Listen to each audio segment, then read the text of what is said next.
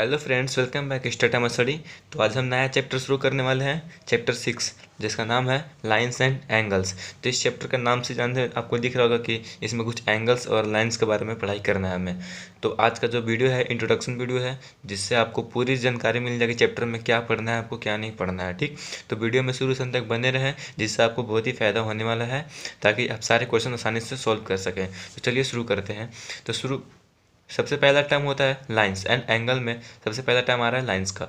तो लाइंस क्या होता है? लाइंस हमारा क्या होता है, एक देखिए, एक एक स्ट्रेट लाइन होती है जिसकी कोई ब्रेथ नहीं होती, सिर्फ उसकी लेंथ होती है। ठीक, देखिए मैंने जैसे एक लाइन यहाँ पे ड्रॉ कर दिया, एक लाइन है, एक लाइन है, एक लाइन है जिसकी कोई ब्रेथ नहीं है। देखिए, कोई इसकी ब्रेथ मतलब चौड़ाई नहीं है, ब्रेथ सिर्फ इसकी लेंथ है। जिसकी सिर्फ लेंथ हो ना, उसको लाइंस कहते हैं। ठीक, हमारी ये लाइंस की थी डेफिनेशन। अब पढ़ना है हमें इंटरसेक्टिंग लाइन। इंटरसेक्टिंग लाइंस क्या होती है? कौन सी इंटरसेक्टिंग लाइंस? इंटरसेक्टिंग मतलब जो हिंदी में कहते हैं प्रतिच्छेदी रेखा। लाइंस को हिंदी में कहते हैं रेखा। ठीक, तो इंटरसेक्टिंग को हिंदी में कहते हैं प्रतिच्छेदी। तो हम प्रतिच्छेदी रेखा किसे कहते हैं? प्रतिच्छेदी रेखा की कुछ नहीं कहते हैं, दो लाइंस जब आपस में कहीं पर कट करें। ये जो है ना इंटरसेक्टिंग लाइंस है, सारे जो आपस में लाइंस कट कर रहे हैं तो इंटरसेक्टिंग लाइंस है। ठीक, अब करना है हमें पैरेलल लाइंस। पैरेलल लाइंस क्या होता है? पैरेलल मतलब समांतर। ठीक, और लाइंस मतलब रेखा। तो समांतर रेखा क्या होती है? तो देखिए क्या होता है समांतर रेखा। एक पैरेलल लाइंस मतलब होता है, देखिए एक सीधी लाइन ऐसे कर ड्रॉ करिए, इसी के एकदम पैरेलल्स, ठीक इसी के इक्वल बिल्कुल ऊपर में एक पैरेलल लाइन ड्रॉ कर दीजिए।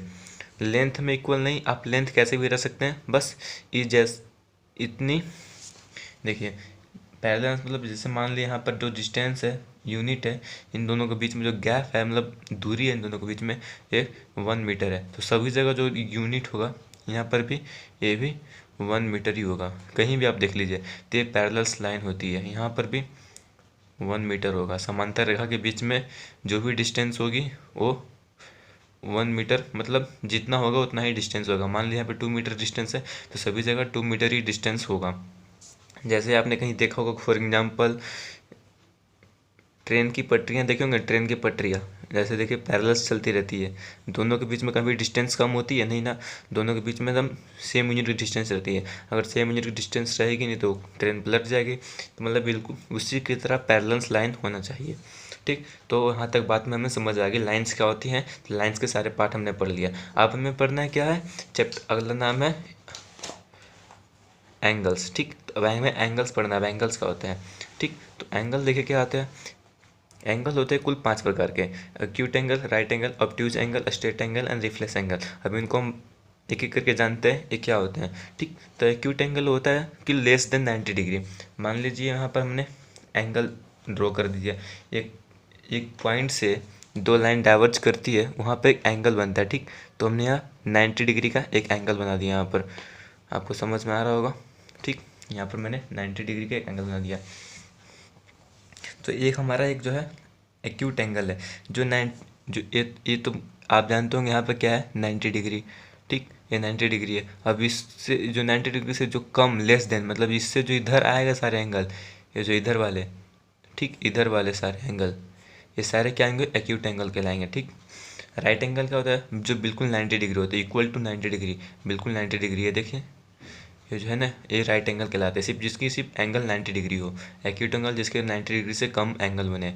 अब देखना है ऑब्ट्यूज एंगल, बोल रहा है greater than 90 degree and less than 180 degree. Greater than मतलब देखिए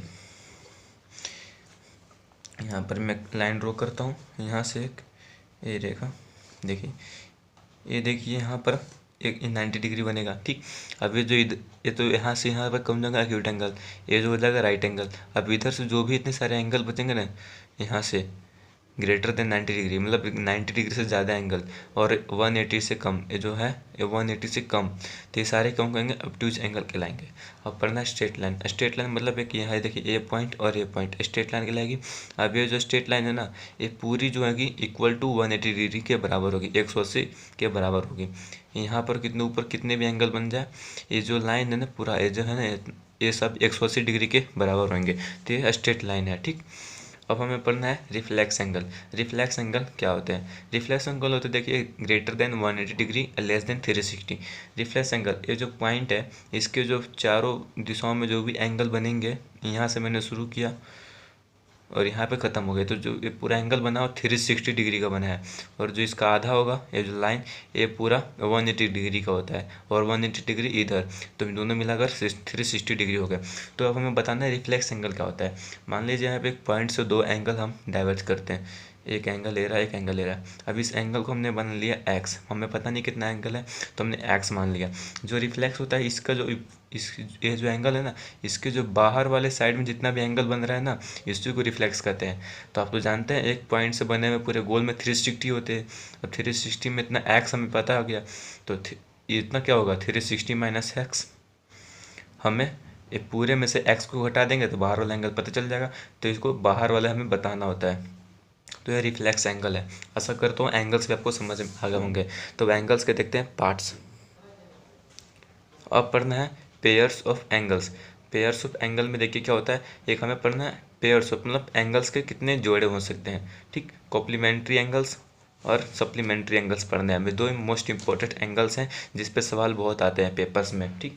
तो समझना बहुत ज़्यादा ज़रूरी है। कॉम्प्लीमेंट्री एंगल वो होते हैं, देखिए, जिसका कुल इक्वल जो सम होता है एंगल्स का, वो 90 डिग्री के बराबर होता है। जैसे मैंने ये राइट एंगल ट्रायंगल यहाँ पे ड्रॉ कर रखा है, ये देखिए यहाँ पे राइट एंगल ट्रायंगल बन रहा है, ठीक। अब इसके अंदर जो भी एंगल्स बनेंगे ना, मान लीजिए यहाँ पे जो ये है एक्स है, ये वाला वाई है, ठीक। जो इन दोनों का जो सम होगा ना, एंगल एक्स और प्लस एंगल वाई, ठीक, ये जो होंगे 90 डिग्री के इक्वल होंगे, ठीक। ये 90 डिग्री के इक्वल होंगे, इन्हें कॉम्प्लीमेंट्री एंगल कहते हैं।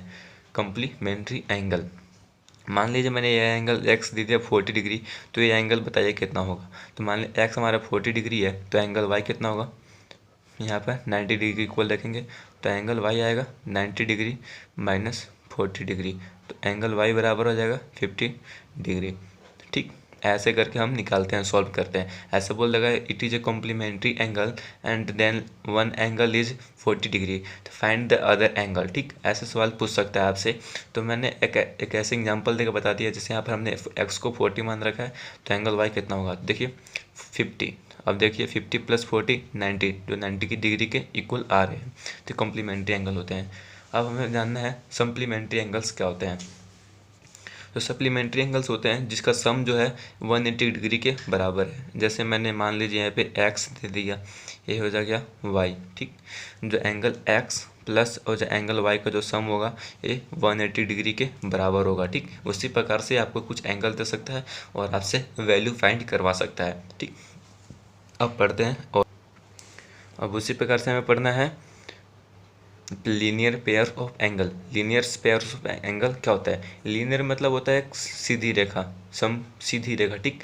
तो एक सीधी रेखा, लीनियर पेयर्स ऑफ एंगल, जिसके ऊपर जो एंगल्स बन रहे हैं ना, इन सभी पेयर्स का एंगल, ठीक। जो इन सभी पेयर्स को जो एंगल होगा किसके इक्वल होगा, 180 डिग्री के इक्वल होगा। जैसे angle x plus angle y plus angle z, ये सारे होंगे 180 डिग्री के इक्वल, ठीक। तो ये लीनियर पेयर्स ऑफ एंगल है। इसमें से आपको कोई भी दो एंगल दे सकता है, तीसरा एंगल फाइंड करवा सकता है। जैसे मैंने इसको 40 दे दिया, इसको 50 दे दिया, तो ये बताइए एंगल कितना होगा। तो इसको 40 और 50 रख देंगे और यहाँ से इनको ऐड करके इसमें से घटा देंगे, तो जेड वाला एंगल आ जाएगा। इसी प्रकार से जैसे मैंने आपको कॉम्प्लीमेंट्री में बताया था। अब पढ़ते हैं vertically opposite angle. Vertically opposite angles क्या होते हैं, ठीक।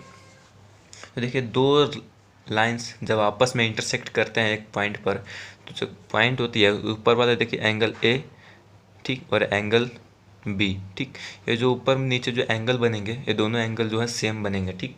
जो एंगल ए होगा वो एंगल बी के बराबर होगा, और जो इसी प्रकार से, ठीक, इधर वाला एंगल, एंगल सी और एंगल डी, जो एंगल सी होगा वो एंगल डी के बराबर होगा। एंगल ए एंगल बी के बराबर होगा, इसको ऊपर नीचे वाले, और एंगल सी इसके इधर आमने सामने वाले एंगल्स बराबर होते हैं वर्टिकली अपोजिट एंगल में, ठीक। ये वर्टिकली अपोजिट एंगल था। अब पढ़ते हैं कोरस्पॉन्डिंग एंगल्स क्या होता है। तो कोरस्पॉन्डिंग एंगल्स आप ध्यान से समझिए क्योंकि बहुत ही मोस्ट इंपॉर्टेंट है। मैंने आपको थोड़ी देर पहले बताया था पैरेलल लाइंस क्या होता है, इंटरसेक्टिंग लाइंस क्या होता है, तो उसका यूज अब हम यहाँ पर करने वाले हैं।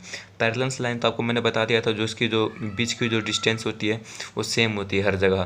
तो दो पैरेलल लाइन है एम एंड एन। अब दोनों पैरेलल लाइन को एक जो लाइन एल है, दोनों इंटरसेक्ट करती है, यहाँ पर एक यहाँ पर, ठीक, इंटरसेक्टिंग लाइंस, एक एल जा रही है, दोनों पैरेलल लाइन को इंटरसेक्टिंग लाइंस एक एल है, ठीक।